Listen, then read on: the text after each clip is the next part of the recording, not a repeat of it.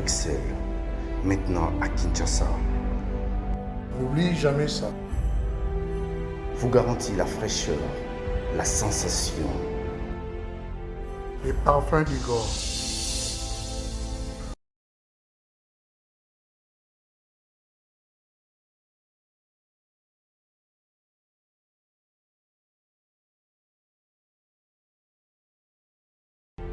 France, contactez-nous au +33 78 30 57 14. Et à Kinshasa, nous sommes au local 59 de l'immeuble Boutour. Fabriqué à base de plantes naturelles. N'oubliez jamais ça. Mesdames, Mesdemoiselles et Messieurs, merci de suivre Critique Info. Il pleut à Kinshasa depuis 5 heures, 4 heures du matin. On a même dit, un peu, ça dépend des endroits en tout cas. Il pleut depuis un bon bout de temps à Kinshasa, mais le matin quand même, on va dire que ça s'est calmé un tout petit peu. Les gens peuvent venir, peuvent arriver au boulot, ainsi de suite. Mais ça ne nous empêche pas, nous, de venir travailler et surtout de vous offrir un peu ce que nous connaissons. Les deux numéros d'aujourd'hui vont être sanglants. Permettez-moi de vous le dire, ça sera un peu sanglant, ça sera provocateur, mais ça sera beaucoup plus interpellateur. Parce que, il faut le rappeler, qui amat bene, castigat bene. Comme on dit, qui aime bien, châtie bien. Catalan, qui amat bene. Mesdames et messieurs, merci de suivre Critique Info. C'est un honneur de vous retrouver. La ville de Kinshasa est remplie de eaux de pluie depuis 3 heures du matin, 4 heures pour certains. Il a commencé à pleuvoir. Eh bien, il faut le dire, après la pluie ne vient pas le bon temps au Congo. Après la pluie, ça vient de problèmes. D'ailleurs, quand il pleut, plusieurs personnes ne dorment pas. Il suffit simplement que le ciel se noircisse un peu pour que le désespoir s'installe dans les maisons et on attend tous la pluie pour qu'on chasse l'eau qui va tomber afin que les gens ne puissent pas être surpris. Et donc, des scènes assez affreuses se passent dans les maisons de Kinshasa où les gens dorment par intermittence. Ça veut dire, les yaya dort pendant 2 heures et puis lui va se réveiller pour continuer la garde parce qu'il faut remplir les seaux, il faut les jeter à l'extérieur. C'est infernal, mais c'est les conditions dans lesquelles certains Congolais vivent. Mais malheureusement, c'est dans ces conditions-là que certaines personnes s'appellent excellence alors qu'ils n'arrivent pas à résoudre ce petit problème-là. C'est dans ces conditions-là que certaines personnes s'appellent honorables alors qu'on peut bien résoudre ce problème sans aller, je sais pas moi, où. Mesdames et messieurs, les deux numéros d'aujourd'hui vont être poignants. Les deux émissions d'aujourd'hui vont être sanglants. Eh bien, c'est des émissions provocatrices. Mais il le faut. Parce qu'il s'agit ici d'interpeller l'autorité publique. Qu'est-ce que nous devenons si nous ne pouvons plus nous indigner face à la bêtise, face à l'injustice, face à l'insouciance, face à l'incompétence? Qu'est-ce que nous devenons? Notre vie se résume à quoi si nous allons tous regarder l'édifice en train de se noyer? Que devient un navire si les matelots se taisent? Que devient un avion si les pilotes ou les membres d'équipage ne signalent pas qu'il y a un truc qui se passe pas bien? Que devient un train si les machinistes et tous les membres de l'équipage se taisent devant quelque chose d'affreux? Donc nous refusons d'être traités pour ceux qui ont vu et qui n'ont pas dit. Nous voulons être jugés par rapport à ce que nous allons faire, à ce que nous allons dire, au témoignage que nous allons porter. Et c'est ce qui est le plus important dans une société qui se veut respectable. Je dois le dire et je continue encore à le dire. On ne peut pas comprendre dans un pays aussi riche comme le nôtre que les gens continuent à souffrir. Cette chanson, elle a été longtemps chantée et après, à un moment donné, ça fatigue. Mais tant que les idiots commettront les mêmes erreurs, on aura le même mot. Parce qu'en réalité, on ne peut changer que lorsqu'en face, il y a un changement. Mais quand en face, il n'y a pas de changement, que voulez-vous? On va se taire? Je ne pense pas. Frantz Fanon dit ça aussi clairement que ça. Nous devons choisir notre mission. Soit la trahir ou bien l'accomplir. C'est quoi notre mission? Notre mission, c'est de léguer à nos enfants un pays de paix, un pays de calme, un pays où toutes les opportunités sont ouvertes, où on ne regarde pas les gens sur base de leur nom de famille, mais par rapport à la taille de leur cerveau et à la qualité de leur production intellectuelle. C'est dans ce pays-là que nous sommes obligés à amener nos enfants. Victor Hugo nous exhorte en disant, faisons un grand effort pour que nos rêves d'aujourd'hui soient la réalité de nos enfants de demain. Et nous devons laisser à nos enfants quelque chose de merveilleux, quelque chose de fabuleux. Il faut que nos enfants soient fiers de nous. Il faut que nos enfants, même si on n'est pas là, que nos enfants parlent en bien de nous, que nos enfants disent, on a eu la chance d'avoir des vrais pères. On a eu la chance d'avoir des hommes bien, des hommes pieux. Mais ça ne sera pas que nos enfants commencent à nous attaquer, à nous juger et tout ça. Il ne faudrait pas, parce que le tribunal de nos enfants sera plus dangereux, plus sévère que les tribunaux que nous faisons aujourd'hui, que le procès que nous faisons à ceux qui sont passés avant nous. Il faut que dans chaque être humain, qu'on trouve une raison, une motivation de son indignation. Et le livre « Indignez-vous », sorti en 2010, si j'ai bonne mémoire, Stéphane Hessel, qui est un diplomate français, mais d'origine allemande, en 2010, il écrit un livre « Indignez-vous ». Et en 2013, il écrit un livre « Engagez-vous ». Ici, l'auteur nous interpelle à la réflexion. Il nous interpelle au sens de l'humain, que nous ne pouvons pas nous taire face à l'injustice. Nous ne pouvons pas comprendre, mesdames et messieurs, que le pouvoir public n'arrive pas à apporter de l'eau, n'arrive pas à apporter l'électricité, n'arrive pas à construire des routes et des infrastructures à sa population. Ça ne se conçoit pas, on ne peut pas imaginer. Toutes les raisons que l'on peut donner sont des excuses. Mais en réalité, c'est inconcevable pour un gouvernement, pour un pouvoir public, de ne pas organiser la société. Regardez un peu ce qui se passe au Congo. Et c'est ça notre plus grand malheur. Le plus grand malheur du Congo, c'est un peu ce que M. Ngwanda disait. On s'entend, et je crois qu'il avait raison de le dire. Le pays est rempli de semi-lettrés. Le pays est rempli de ceux qui sont allés faire un tour à l'école pour obtenir un diplôme. Mais le pays n'est pas rempli de cerveaux utiles pour l'État. Pas de petits ventriotes qui réfléchissent parce qu'ils doivent manger.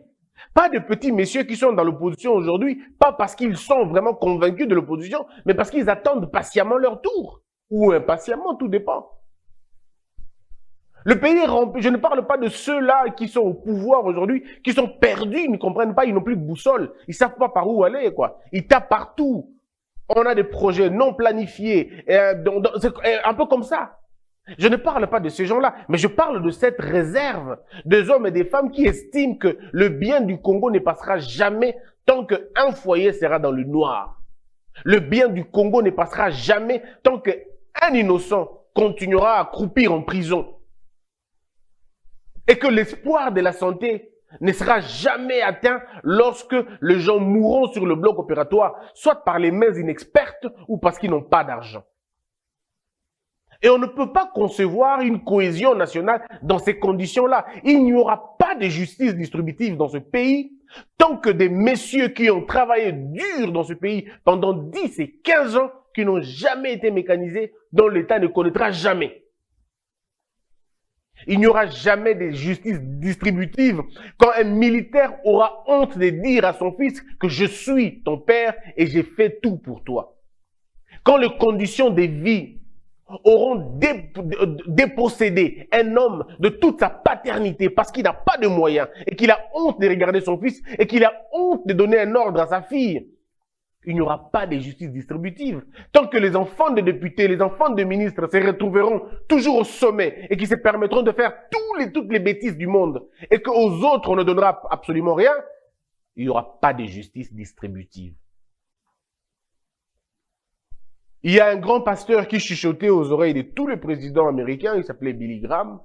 Il disait, tant que les gens vont circuler avec des gros véhicules, avec c'est-à-dire que à Ford, il y a danger, tout ça, et que les autres continuent à marcher à pied, Il n'y aura jamais de justice distributive. Faites ce que vous voulez, racontez ce que vous voulez, écrivez ça dans les papiers, faites vos livres, faites vos tribunes. Faites-le partout où vous voulez. Au Danemark, en Suède, aux États-Unis, à Oslo, tout ce que vous voulez. Mais tant que dans la pratique, les injustices continueront à être la norme, il n'y aura pas de justice, il n'y aura pas de paix. Parce que tout ce que le pauvre attend, c'est l'énergie pour combattre. Tout ce que les riches attendent, c'est un peu de sommeil pour faire la sieste. Quelle injustice. Et là, ça ne peut pas continuer comme ça. Mais le pouvoir public a pour responsabilité de régler ces questions-là, de rétablir l'horloge de la justice. Afin que s'il y en a des gens qui vont dormir dans des palaces, mais offrons aux autres la possibilité de dormir ne serait-ce que dans des maisons. On n'a pas dit que tout le monde devrait circuler dans un jet privé. On n'a pas dit que tout le monde devait circuler dans un train. Mais on a simplement dit que si on pouvait donner à tout le monde les minimums. Le minimum. C'est ce que les gens demandent. Mais vous avez vu vous-même l'incompétence de nos gouvernants. Depuis 1960, aucune politique n'est correcte. Mais alors rien, du tout rien. Aujourd'hui, je voudrais vous parler des petits éléments, les uns après les autres. Mais avant tout, nous devons nous indigner. Indigner. Et à deux niveaux. Que le peuple s'indigne de son silence, de son laxisme, de sa tolérance inutile et absurde, mais que les dirigeants aussi s'indignent. Les dirigeants, indignez-vous du fait de ne pas être en mesure de redresser un pays et dans des secteurs faciles. Vous devez vous indigner. Autorités, gouvernants, mais indignez-vous. Vous ne pouvez pas voir la misère de ce peuple et rester silencieux. Sortez un peu de vos bureaux climatisés. Venez à la rencontre de ce peuple. Maintenant qu'il pleut à Kinshasa, faites un tour à Barumbu. Maintenant qu'il pleut à Kinshasa, faites un tour à Kanluka. Faites un tour dans ce coin-là. Allez-y voir comment les Congolais vivent. Ils sont comme vous. Ils n'ont pas demandé ça. Mais ils sont là. Ils ne vous ont pas demandé de construire des maisons pour eux. Ils vous ont juste demandé de curer les caniveaux. Et vous ne l'avez pas fait. Ils ne vous ont pas demandé de mettre la peinture chez eux. Ils vous ont tout simplement demandé d'asphalter les routes pour que les poussières ne les accompagnent pas tous les jours de leur vie. Ils ne vous ont pas demandé de leur acheter des médicaments, mais ils vous ont tout simplement demandé d'appliquer les justes prix. Ces gens ne vous ont jamais demandé d'aller payer pour leurs femmes à l'hôpital. Ils vous ont tout simplement demandé de trouver l'emploi à tout le monde, de créer les cadres pour que les gens créent de l'emploi et que les gens obtiennent l'emploi. Tout ce qu'on vous demande ça. On ne vous a jamais demandé d'aller faire sortir les femmes des gens à l'hôpital. On ne vous a jamais demandé de faire des dons ou de scolariser les enfants des gens. On vous a demandé de mettre la gratuité de l'enseignement et en faire un principe et en faire une pratique vivable. On ne vous a pas demandé de scolariser les enfants. On ne vous a pas demandé d'accorder de bourses à qui que ce soit. Tout ce que les gens vous ont demandé quand vous êtes gouvernant, on vous a tout simplement demandé de faire en sorte que les principes soient les mêmes. Maintenant, vous créez la misère. Vous créez la pauvreté et c'est vous qui venez après donner des dons aux gens. Les gens se foutent de vos dons. On ne construit pas un pays par l'aumône. On ne construit pas un pays. Vous consacrez la mendicité. Et à un moment donné, il faut qu'on vous le dise. Il faut qu'on vous rappelle le rôle premier de l'État. Mais malheureusement, nous avons des hommes et des femmes qui n'ont que des excuses, qui n'ont que des raisons, mais ils n'ont pas de responsabilité. C'est ça le problème. Ils n'ont pas de responsabilité. Ce n'est jamais leur faute. Sartre le disait, c'est toujours les autres, toujours les autres. Et avec cette politique de toujours les autres, rien ne va marcher. On n'offrira jamais un lendemain meilleur à nos enfants tant que nous n'allons pas être responsables et dire c'est nous qui sommes à la base de toutes ces choses. Les gens ne vous ont pas demandé de leur acheter des véhicules. On vous a demandé d'assainir le secteur public, le secteur du transport, tout ce qu'on vous a demandé. Juste ça, pas plus. Mais qu'est-ce que vous faites? Et ça, c'est très dangereux quand même. Hein. Mais on va aller plus loin. On va aller plus loin aujourd'hui. Moi, je me dis toujours, et je me suis posé des questions, je continue à me les poser d'ailleurs. Comment sommes-nous tombés dans la mendicité à ce niveau? Comment sommes-nous arrivés là? Est-ce que vous avez vu le degré de la mendicité de nos policiers en route? Est-ce que vous avez vu comment les policiers sont réduits à la mendicité, des roulages. Mesdames et messieurs, ça ne se passe pas la nuit, ça se passe le jour. Mais alors, je dis bien le jour. Et ces roulages demandent à tout le monde, étrangers, congolais, mais c'est quelle honte. Et ils le font en tenue militaire. Tenue des policiers, s'il vous plaît. Symbole de l'État, symbole de l'autorité de l'État. Mais on est dans quel pays, s'il vous plaît? Les autorités passent par là. Chère autorité, vous qui gouvernez aujourd'hui, êtes-vous incapable à ce point? Vous êtes incapable d'arrêter ça. Et vous allez développer des théories bidons, un peu, vous allez dire aux gens, mais non, vous savez, on ne le paye pas bien, mais attendez 2 secondes. Est-ce que vous savez ce que c'est la vertu d'abord? Est-ce que vous savez ce que c'est la vertu? Ce que c'est l'intégrité? Ce que c'est une conscience professionnelle? C'est des valeurs qui n'ont rien à voir avec le traitement. C'est des valeurs qui n'ont rien à voir avec les conditions du travail. C'est des valeurs intrinsèques. On le développe, on les inculque et on les protège. Partout à travers le monde, ce n'est pas parce qu'on paye mal les gens que les gens doivent se pervertir et que les gens doivent pervertir en même temps l'État.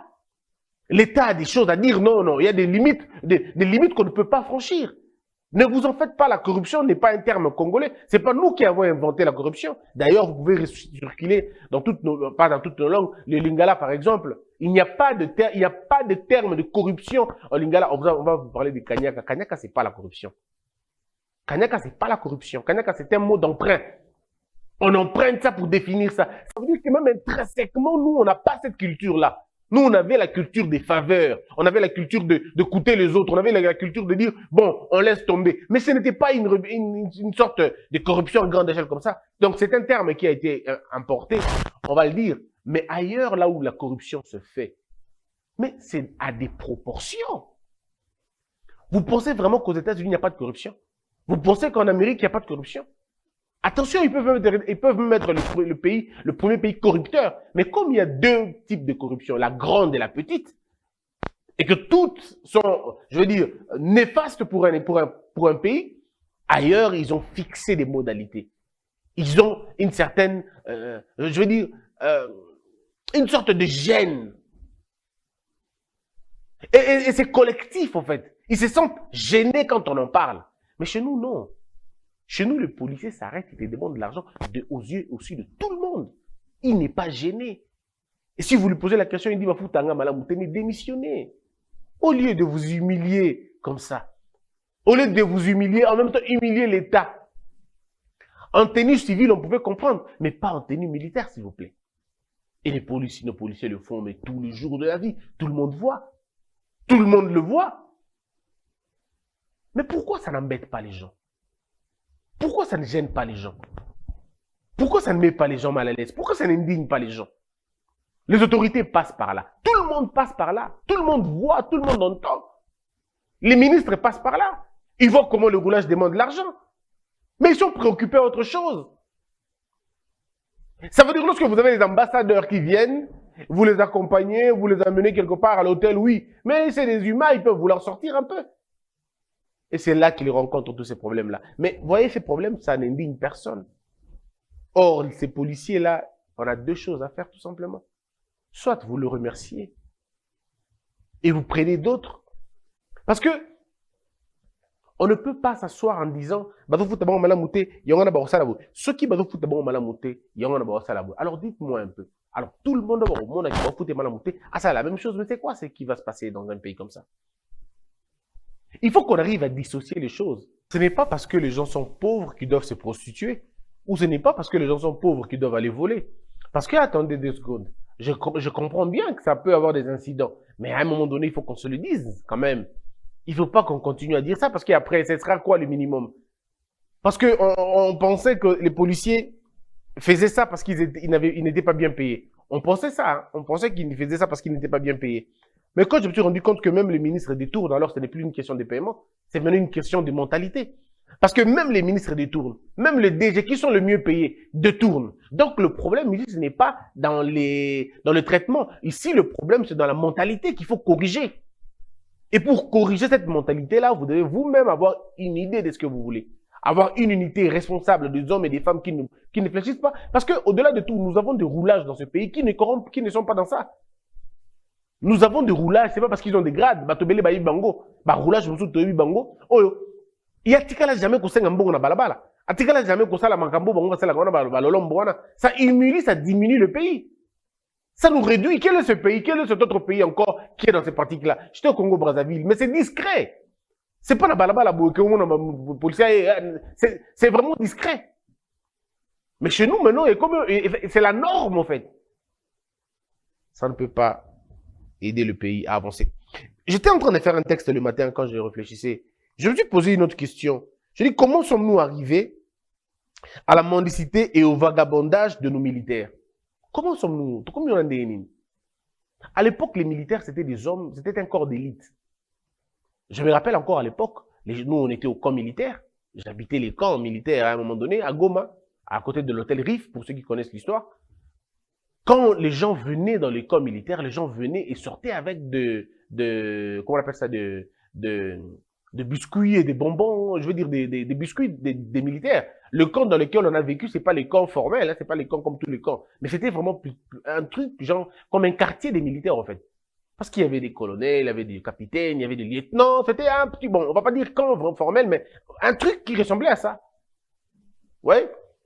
Mais dans les camps militaires à l'époque, les gens entraient, ils vous disent, eux-mêmes vous disent, tenez au compte en armée, tu continues à compte, tu continues à sardine, tu mais aujourd'hui, c'est l'inverse maintenant. C'est l'inverse. Au lieu de que les locaux misère ne continuent à camp. Mais c'est très compliqué. Mais les autorités sont là, ils ne font absolument rien. Elles ne font rien pour régler et restaurer la dignité de ces militaires-là. Que dans le discours. Mais attends, quand un gouvernement est incapable de maîtriser même la question de l'effectif, ce n'est plus l'incapacité, c'est la complicité maintenant. Ça veut dire, lorsque vous avez un gouvernement qui n'arrive pas à régler la question des fictifs, que ce soit au sein de l'armée ou au sein de l'administration, ça veut dire que ce n'est plus une question d'incapacité, c'est maintenant une question de complicité. Parce que le problème, ce n'est plus une question. Mais le président même dit que l'effectif militaire et l'équipe nombre sur le terrain. Mais depuis que le président l'a bien outil, ça fait combien de temps? Mais quelle a été la solution finalement? Nettoyage à fichier, et ça, les place nime. On va vous dire, pour ça, il faut. Mais en réalité, c'est que les gens bouffent, les gens vivent, nayango. Mais quand vous avez un État qui est incapable de résoudre un problème pareil, c'est quel type d'État? Bon, comme les gens ne sont pas responsables, mais ils sont tellement souverains, personne ne dira quoi que ce soit. Ça ne sera pas son problème, ça sera le problème des autres. Donc c'est assez compliqué, mais bon, il faut quand même le dire. Il faut continuer avec le même raisonnement, la même façon de voir les choses. Comment sommes-nous arrivés à un tel cynisme face au malheur de nos compatriotes? Là, je m'adresse aux autorités. Comment faites-vous? Yo pena aux autorités, aux ministres, aux excellences. Aux hommes, on a pena que na ville na yo. Ce qui m'boule, beti batubala la raté. Aux hommes, on a pena que, non, mais évité comment ça se passe. Comment les gens font pour avoir un cœur aussi noir et un modèle où on a chacun dans son ministère de problèmes et alliés. Mais qui fait quoi? Ça, on n'en saura jamais. À l'est, les gens meurent à la machette. Au nord, les gens meurent dans les embarcations qui ne devraient jamais naviguer.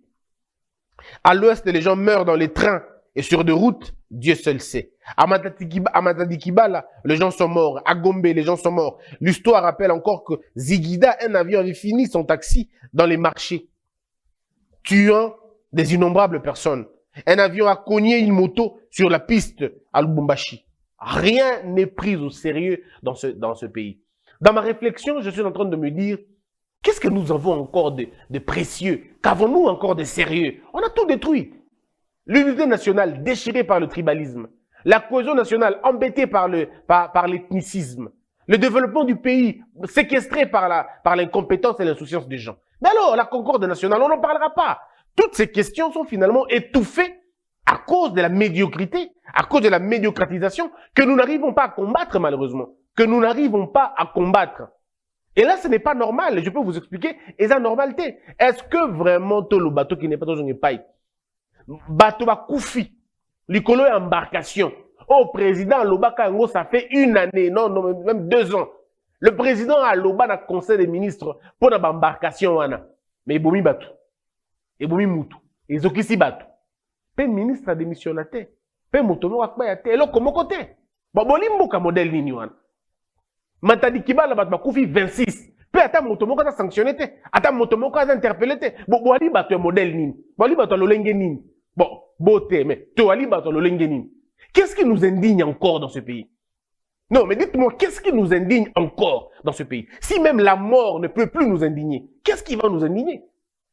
Parce que les détournements, ça ne nous indigne pas. Les injustices, ça ne nous indigne pas. Les nombres de morts, ça ne nous indigne pas. Mais qu'est-ce qui va nous indigner? La balkanisation? L'occupation? Qu'est-ce qui va nous indigner? C'est triste quand même de voir les gens rester tranquilles devant des atrocités. Il y a modèle Ouana. Ministre a démissionné,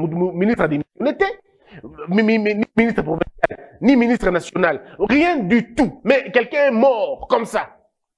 Comment se fait-il que Batouana et Pela qui attaquent Pela? Et Peli d'abord et Peli non dengeni. Je me pose une question comme si c'était c'était comme si c'était étonnant. Mais ça peut pas être étonnant ici au Congo. Ça peut pas être étonnant parce que attendez. Mais et sur la route, regardez les états des véhicules. Mais c'est des cercueils qui roulent. Mais ici nous côtoyons la mort, nous vivons avec elle. Et le pouvoir public ne fait absolument rien. Allez voir comment les véhicules circulent à Kinshasa. Vous allez comprendre que l'État n'existe pas. Allez voir.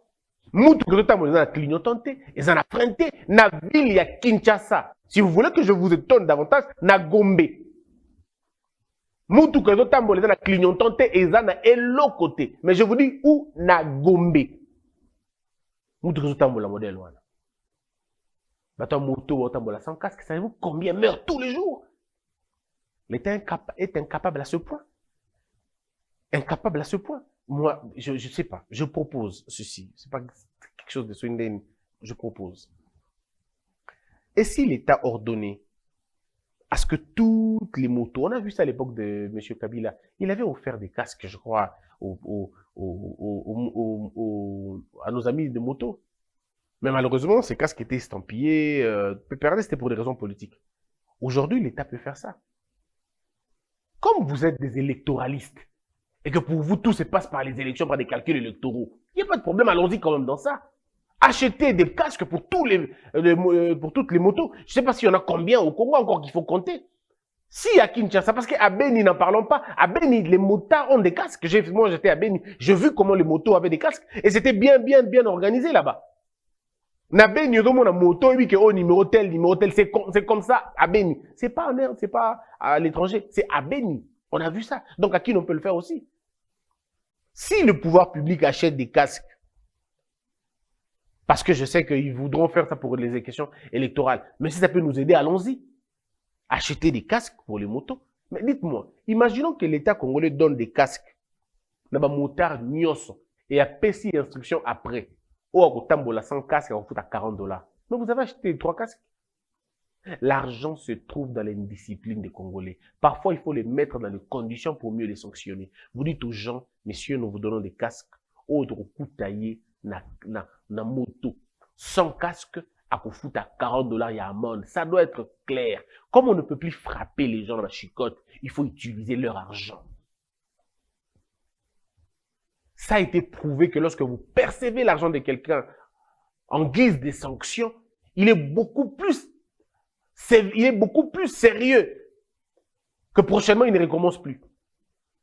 Très reconverti après. Parce que les gens, c'est la sanction qu'ils comprennent. La moto, on peut s'y voir un casque. Les casques coûtent $7 par unité. Ailleurs, d'ailleurs, le casque coûte $6 par unité. Il y en a où ça coûte $4 par unité. Si nous prenons l'exemple que nous avons, prenons l'exemple, on a 60 000 motos. Je prends juste un exemple. Faisons comme si on avait 100 000 motos. Ne vous en faites pas, je ne calculerai pas, parce que là, ça sera beaucoup en tout cas. 100 000 motos, on a, par 6. Bon, bref, vous aurez autant de modèles, et et quand vous leur donnez des casques avec le sceau de la République, avec le numéro na bango, mais c'est fini. Vous leur donnez ça et puis c'est comme ça. Batambola nayango au coût na casque c'est $40. $40 sont mis d'autres casques pour donner dans notre province. C'est dans l'indiscipline des gens que vous allez trouver. Mais attends, Vous faites que toutes ces motos, permis de conduire, parce que moto, il faut taper la permis de conduire. Permis de conduire une moto, $30. Il ne faut pas mettre ça à $70 parce que les gens ne vont pas acheter. Bon, ça, c'est un bâtard. Donnez ça à un faible coût, $30. Mais vous avez un appareil. Bah, Chil Sangi, Bazali, bah, garçon, bah, ça, là, quoi. Ils ont un appareil. Bah, Wim Kabea, Bazali, bah, Jeff, Bazali. Ils ont un appareil, ils peuvent faire des logiciels qui vont détecter que Oda, quand il y a solo carte à l'Okuta, et vous donnez ça aux policiers. Au laxi, permis, bah, ça, on a, bah, l'élection, on est là, quoi, et détecter. Ça, c'est un vrai permis. Tu passes, c'est un faux permis, tu fais la prison.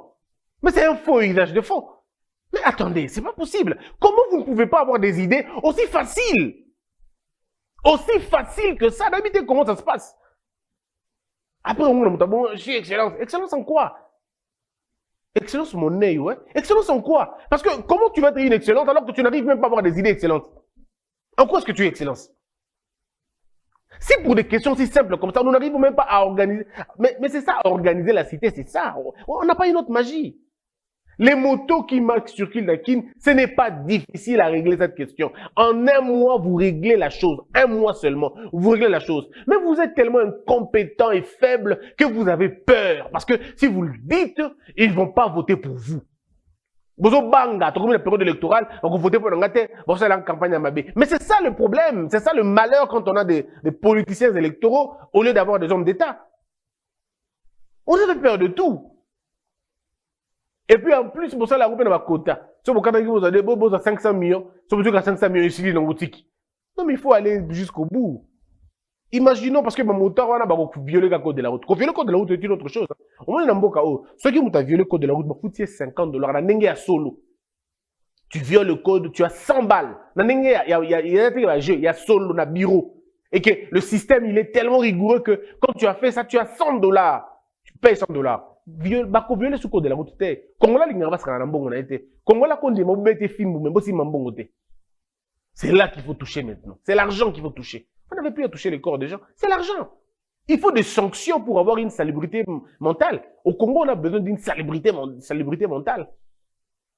Quand on n'a pas la salubrité mentale dans ce pays, assurez-vous que rien ne va marcher. Et ça, c'était pour les autorités, pour nous, peuple. Il faut qu'on s'indigne un peu. Comment on boit Kabilo on a balabala? On s'indigne, comment on met la peine au milieu, mais nous, boit qui n'en est là? Tu ne peux pas t'indigner et puis tu vas dire aux gens non mais il n'y a pas de poubelle, mais c'est pas possible. Parce qu'il y a pas de poubelle, parce que dans tout le coin de ta maison il y a des poubelles quoi. Dans ta chambre il y a une poubelle. Pourquoi tu ne jettes pas les immondices dans ta chambre? Parce que là aussi il n'y a pas de poubelle. Pourquoi après avoir mangé dans ta chambre tu amènes ça à la cuisine? Arrêtez de raconter des histoires parce qu'on n'a pas de poubelle, on n'a pas de poubelle. Mais tu as bu ton truc, mets ça dans ton sac, rentre avec chez toi à la maison.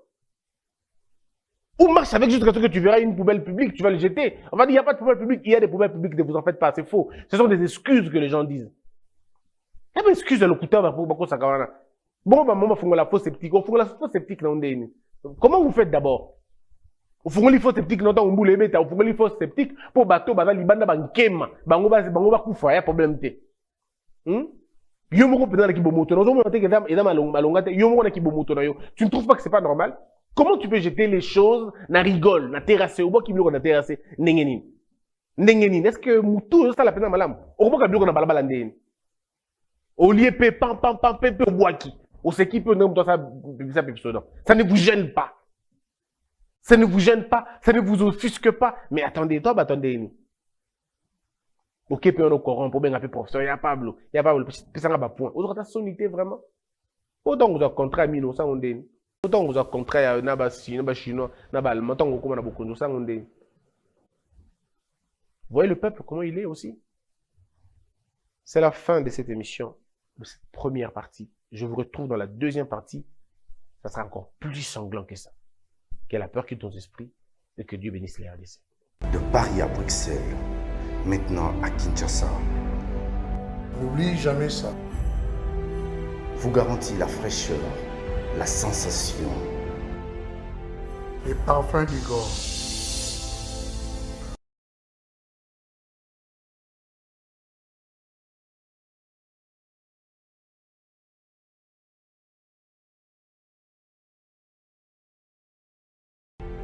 France, contactez-nous au +33 78 30 57 14 Et à Kinshasa, nous sommes au local 59 de l'immeuble Beautour. Fabriqué à base de plantes naturelles. N'oubliez jamais ça. Debout, Congolais, unis par le sang, unis dans le fort pour l'indépendance. Tués aux hommes, si obinois, daimana, shido tweneleye, na kinyabana piko, na mosala, totonga mboka koleka kitoko, na kinyabana Kongo, toyembali, loyembo lonene ya lisanga.